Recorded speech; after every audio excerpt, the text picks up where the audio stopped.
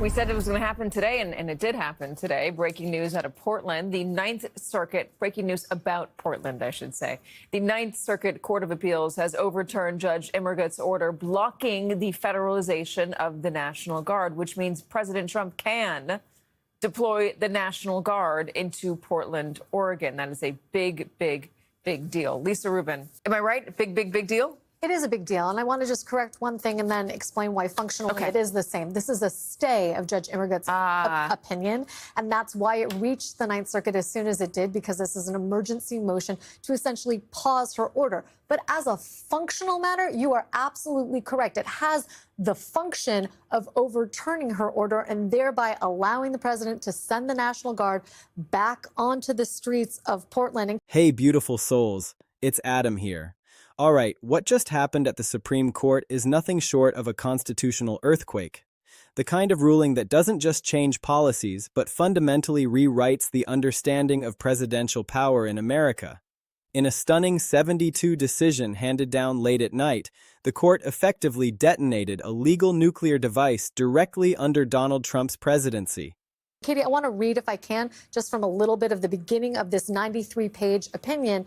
It says, after considering the record, and by the record they mean all the factual evidence at this preliminary stage, we conclude that it is likely that the president lawfully exercised his statutory authority under 10 U.S.C. Section 12406. That's the statute we've been referring to as Title 10 when we have conversations about the National Guard deployments, which authorizes the federalization of the National Guard when the president is unable with the regular forces to execute the laws of the United States. And this is the important part. The evidence the president relied on reflects, quote, a colorable assessment of the facts and law within a range of honest judgment. They struck down multiple executive orders that Trump had been using to claim total authority over independent federal agencies and state National Guard units.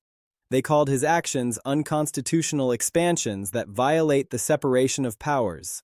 Legal analysts are already calling this the most significant judicial check on a sitting president in over 50 years. And here's the part that makes this absolutely devastating for Trump. All of the record in this matter is tried, and it gets back to an appellate court through an ordinary process where they have full briefing and full evidence that they still think Donald Trump is likely to prevail there because he has the discretion to determine as the president, within a range of honest judgment, when it is reasonable to deploy the Guard. You and I were talking about last week. 3 of the justices in the majority were appointed by Trump himself. His own picks just told him he went too far. Let me walk you through exactly what happened, because this is complicated but critically important. Throughout his second term, Trump has been issuing executive orders that push the boundaries of presidential power far beyond anything previous presidents have attempted. He claimed total authority over independent agencies like the Federal Communications Commission, the Federal Trade Commission, the Securities and Exchange Commission. These agencies were designed by Congress to operate with some independence from political pressure. They're supposed to make decisions based on expertise and law, not based on whatever the White House wants on any given day. But Trump issued orders saying these agencies report directly to him, that he can override their decisions, that he has complete control over their operations. That's not how the system was designed to work. And the Supreme Court just said, it's not how the Constitution works either. Trump also claimed the power to federalize state National Guard units and deploy them for domestic law enforcement without getting consent from governors. This has been a major flashpoint throughout his presidency. States like Oregon and Illinois have been fighting in court to prevent Trump from taking control of their military forces and using them for immigration enforcement and protest control.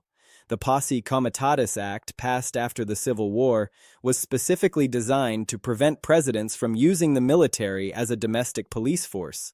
Trump has been trying to bypass that law entirely, and again, the Supreme Court said no. The unsigned opinion from the court is devastating in its clarity. It says Trump's directives granting himself unilateral control over independent agencies and military deployments are unconstitutional. They violate the fundamental principle of separation of powers that has defined American government since the founding. The court's emergency order immediately freezes dozens of White House directives. We're talking about more than 30 executive orders that are now effectively suspended.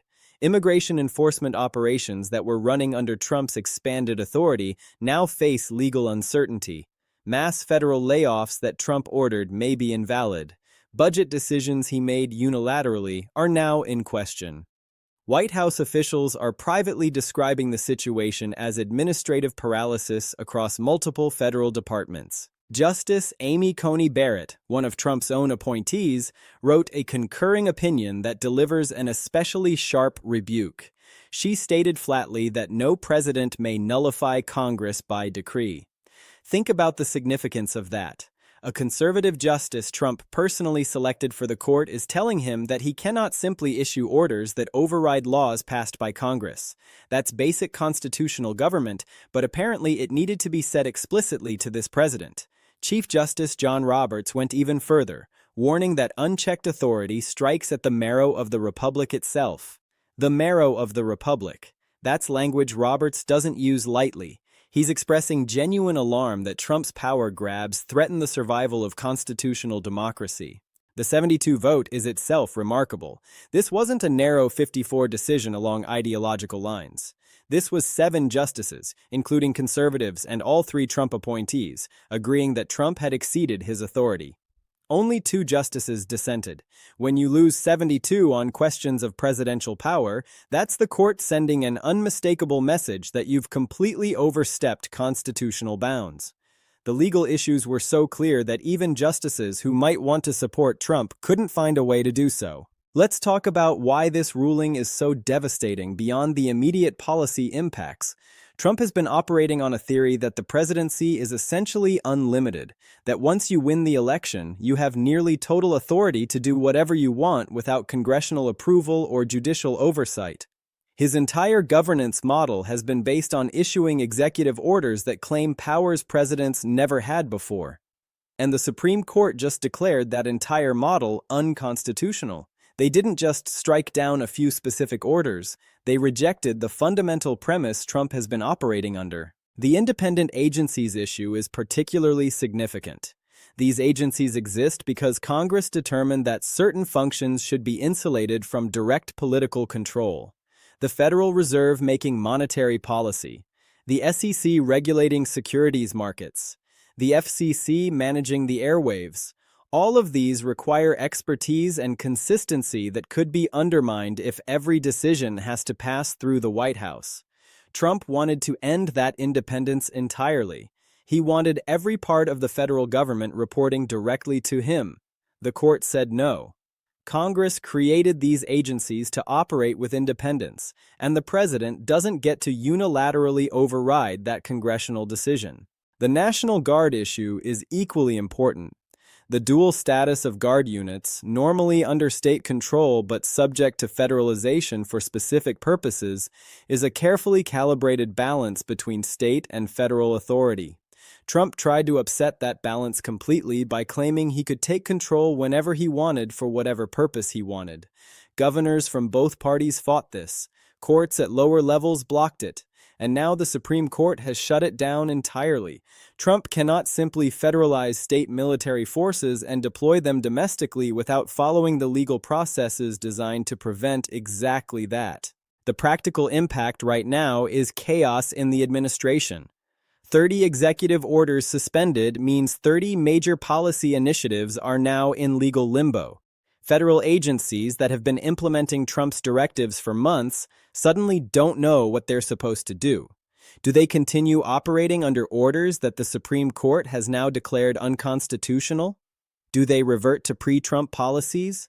Who has authority to make decisions while this gets sorted out? The uncertainty is paralyzing large parts of the federal government. Programs that were running under Trump's expanded authority have to stop. Operations that depended on those orders have to be scaled back or restructured. Immigration enforcement, federal personnel decisions, budget allocations, all of it is now up in the air. White House aides are privately acknowledging the severity of the situation.